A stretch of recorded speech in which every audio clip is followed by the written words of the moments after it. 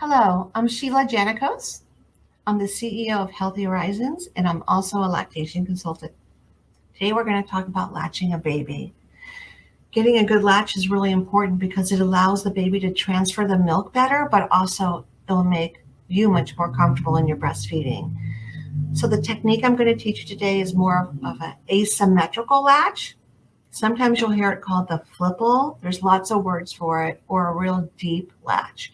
What we're going to do is to try and get this baby onto the breast with the nipple closer towards the palate.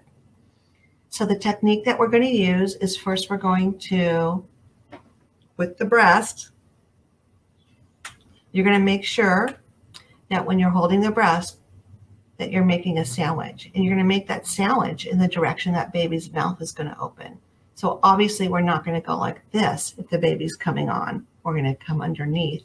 You can make it like a V or a C hold, and then you're going to do a little bit of compression. And that way it shapes the breast. So what we're going to do is we're going to tickle right underneath the baby's nose. When the mouth opens, we're going to bring the baby up and over. So let's try it again, but let's show you without the baby against me. So if we're holding the breast, again, we're going to make that V hold.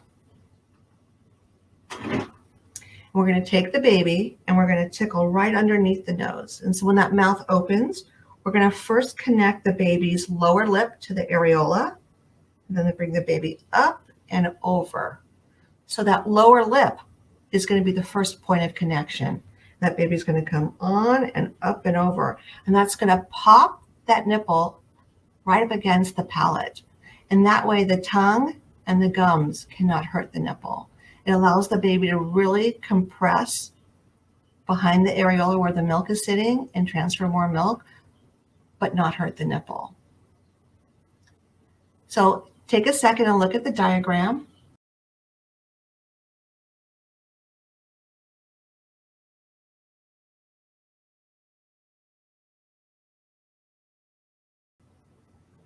As you can see from the diagram, you can clearly see that the nipple is far back in the baby's mouth. That lower lip is the first point of contact. Then the baby came up and over.